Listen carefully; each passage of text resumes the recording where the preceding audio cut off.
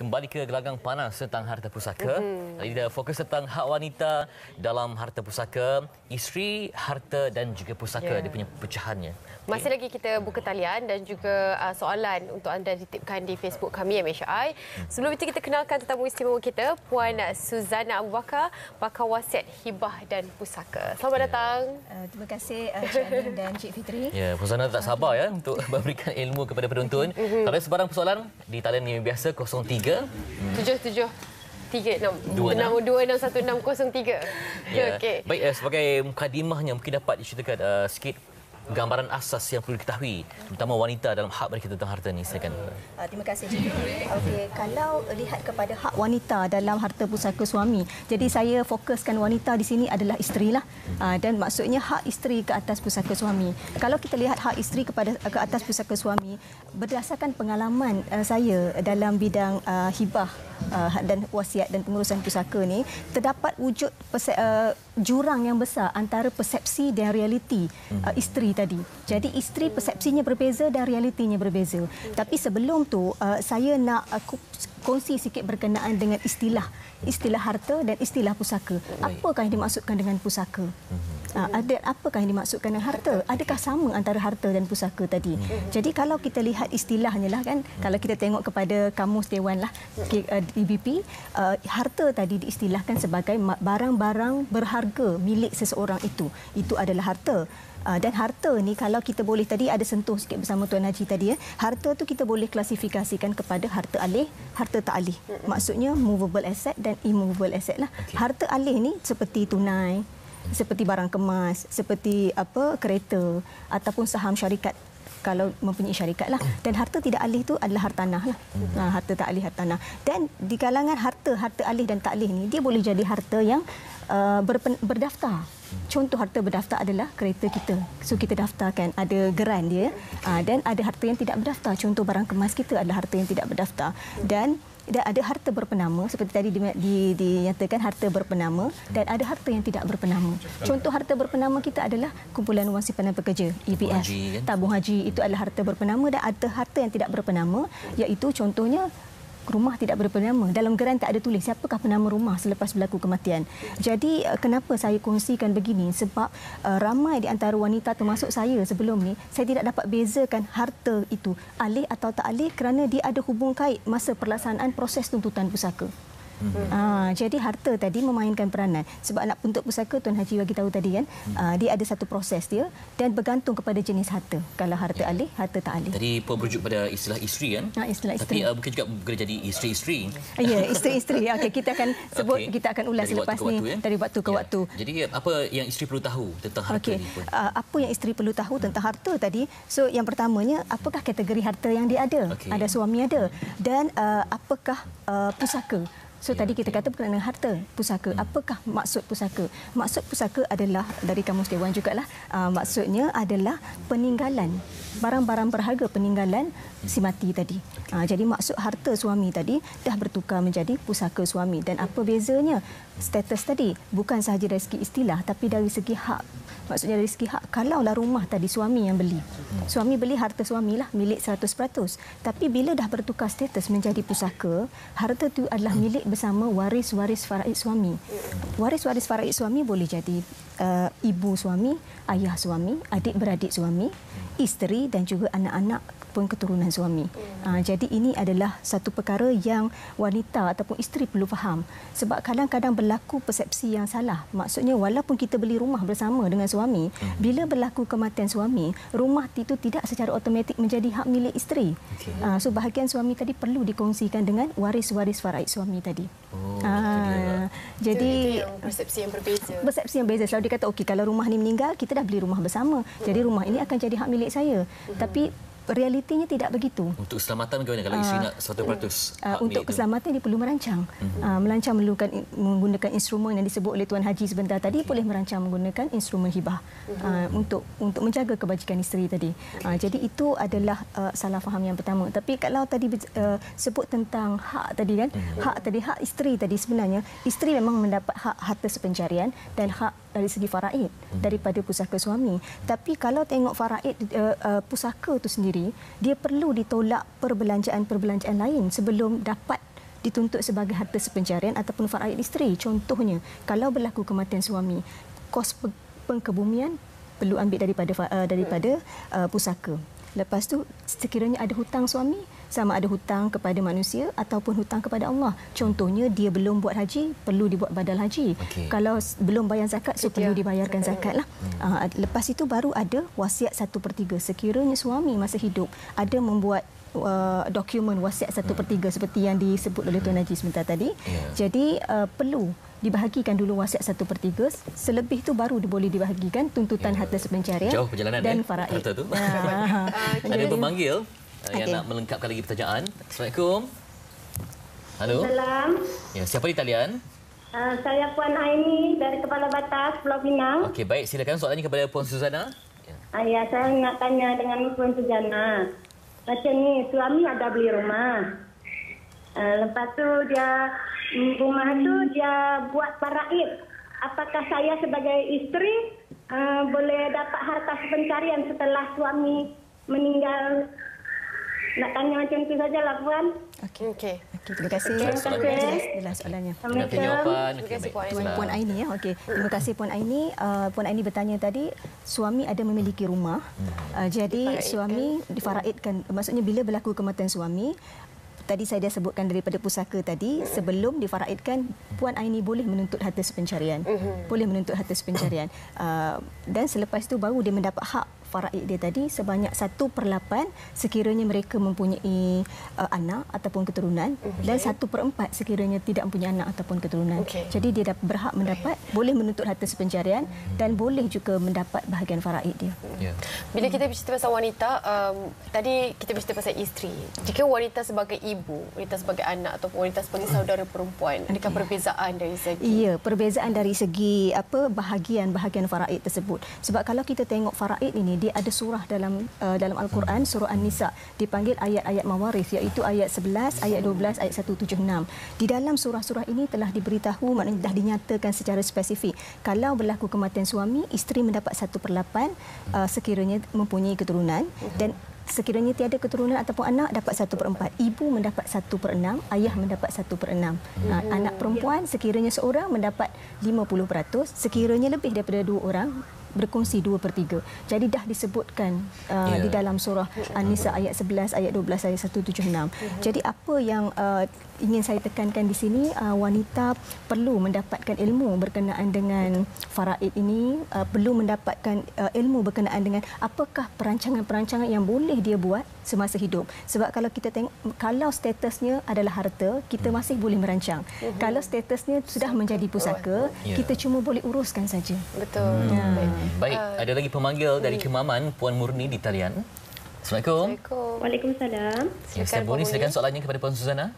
Ya, terima kasih. Assalamualaikum, Puan. Waalaikumsalam. Saya Puan Murni dari Terengganu. Ya. Saya nak bertanya berkenaan kisahnya begini. Lebih kurang 2 tahun lepas, suami ada membeli satu rumah dan tanah bagi kegunaan keluarga dia. Sebab sebelum ni memang keluarga dia menyewa merata lah. Lepas tu tanah tu didaftarkan atas nama ayahnya, kerana tanah tu tanah pusaka daripada keluarga ayahnya. Jadi macam peguam cakap kena tunggu habis edah baru boleh tukar nama pada nama suami.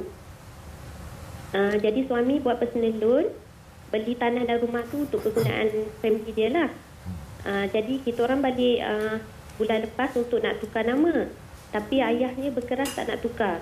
Sebab alasannya dia bimbang bila anaknya, maknanya suami saya meninggal, tanah itu akan dapat pada menantu, iaitu dikira sebagai orang luar. Jadi saya mempunyai 3 orang anak lelaki. Saya ingin tahu apakah hak-hak saya kepada anak saya jika berlaku kematian pada suami saya. Okey. Terima kasih Puan Murni. Terima kasih Puan Murni. Dia nak tahu apakah hak ke atas anak dia. Sebab bapa betul kata dia orang luar. Jadi macam mana situasi okey. So pertama sekali kita kena tengok harta tadi atas nama siapa. Kalau harta tadi atas nama bapa mertua, maksudnya pusakanya adalah pusaka bapa mertua. Contohnya bahagian bapa mertua tadi ada bahagian 1/8 untuk isteri bapa mertua tadi, mak mertua lah. Jadi ada bahagian kepada anak lelaki tadi, which is suami tadi. Suami tadi masih mewarisi. Dan bila berlaku kematian suami tadi, anak tadi mewarisi pula bahagian suami tadi.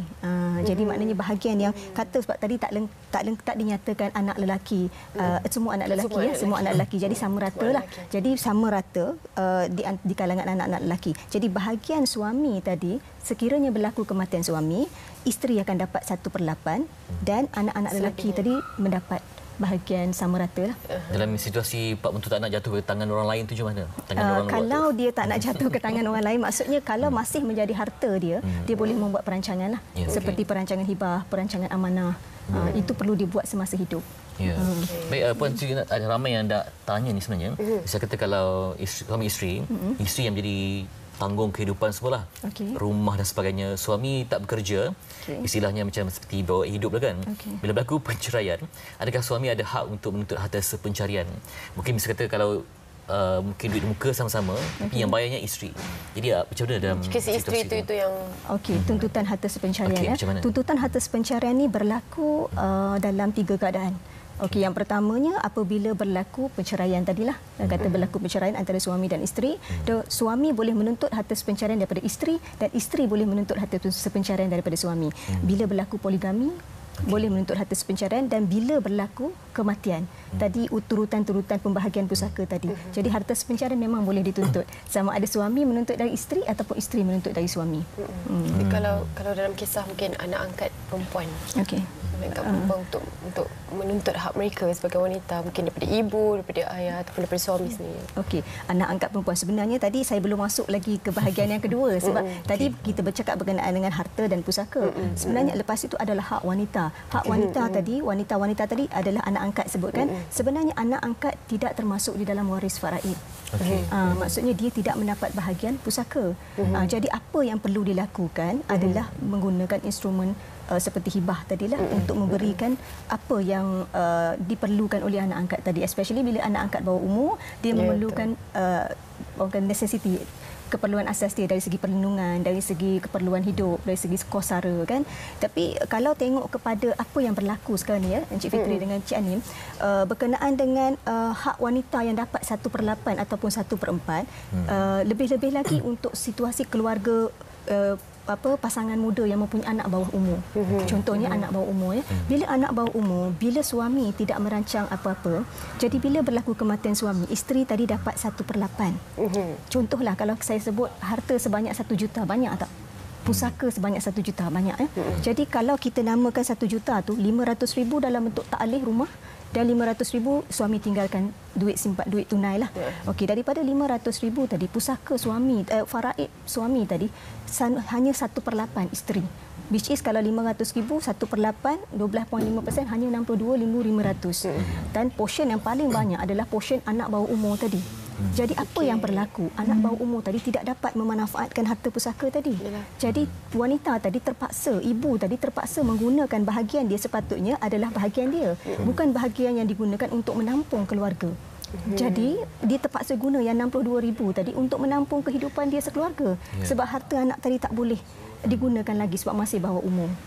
Jadi itu adalah masalah-masalah yang dihadapi oleh wanita, dan wanita perlu tahu apa sebenarnya yang dia boleh buat sekiranya ada anak bawah umur. Ada pemanggil yang terakhir di talian. Assalamualaikum. Johor Bahru. Assalamualaikum. Waalaikumsalam. Hello, Assalamualaikum. Salam. Silakan soalannya. Soalannya, Puan, saya nak, tadi Puan ada bercakap pasal harta pusaka, kalau bapa meninggal, maksudnya harta tu akan diberi pada keturunan kan, baru dapat isteri kan? Betul. Ya. Jadi misalnya kalau adik-beradik dia kalau dah tak ada, walaupun ada mesti ada dia punya keturunan macam putu, saudara mara dia, adakah kita kena bagi keturunan dulu ataupun isteri dan anak-anak dia dulu? Mana tu Puan? Okey. Puan apa? Puan Nurul ya? Okey, saya jawab Puan Nurul ya. Dengarkan jawapan. Okey, terima kasih Puan Nurul. Okey. So dia kata maksudnya tadi bila saya cakap bapa mertua tadi, waris faraidnya adalah isteri dan anak-anak dia lah. Tapi dia kata kalau misal kata tak ada waris, betul tak? Faham saya tidak ada waris. Dia sebenarnya kalau dari segi faraid ni, dia ada waris-waris dia yang sama ada ibu yang disebutkan dalam Al-Quran adalah ibu, ayah, isteri, suami, saudara perempuan, anak lelaki ya. Jadi kalau katakan dia akan cari waris faraid itu ke atas, maknanya ada tak ayah? Kalau tak ada tak datuk? Kalau tak ada, kita tengok ada tak anak, ada tak cucu? Dia kalaulah katakan saya bagi contohlah seorang yang memeluk agama Islam. So memeluk agama Islam, dia tidak ada waris faraid dia. Kalau dia adalah single lah, dia tak ada waris faraid dia. Jadi waris faraid dia adalah Baitul Mal. Waris faraid itu adalah Baitul Mal. Jadi dalam kes Puan Nurul tu kita kena tengok struktur keluarga dia bagaimana, dan kalau sekiranya dah tak ada lagi maknanya waris-waris di situ, dia akan pergi ke Baitul Mal. Itu masuk adik-beradik. Kalau tak ada adik-beradik, kalau ada adik-beradik dia boleh pergi kepada adik-beradik dan boleh jadi dia pergi kepada sepupu. Tapi so kita boleh buat pengiraan berdasarkan kepada struktur keluarga tadi. Jadi itu yang perlu dicari oleh wanita lah. Banyak soalan ni, tapi itulah masa yang kita kena buat sesi lain nanti. Ya, boleh, tak ada. Susana. Banyak isu berbangkit yang lebih complicated lagi depan ni. Ya, betul. Jadi kalau saya boleh tambah sikit, boleh wanita tadi, bila saya kata wanita bawah umur tadi, memandangkan kes ni kita banyak handle untuk kes wanita bawah umur. Jadi apa cara untuk kita mengatasinya? Solusinya bagaimana? Solusinya adalah untuk anak-anak bawah umur meninggalkan isteri yang tidak bekerja. Anak bawah umur 4 orang, 5 orang, 6 orang yang masih bersekolah dan memerlukan perbelanjaan. Jadi adalah baiknya buat perancangan seperti contohnya duit yang 500,000 saya bagi contoh tadi, suami boleh menghibahkan kepada isteri bersama-sama surat ikatan amanah. Contoh, duitnya diberi kepada isteri sebagai pemegang amanah dan apa arahan-arahan yang suami boleh buat untuk isteri gunakan duit tersebut. Jadi bila berlaku kematian, terjaga waris-warisnya. Lebih kebajikannya. Ya, kebajikannya lebih. Terima kasih Puan Suzana Abu Bakar, pakar wasiat, hibah dan juga pusaka, memberikan penjelasan. InsyaAllah kita akan panggil lagi untuk memberikan penjelasan, panduan, pedoman, semoga terjaga semua hak dan juga amanah, insyaAllah.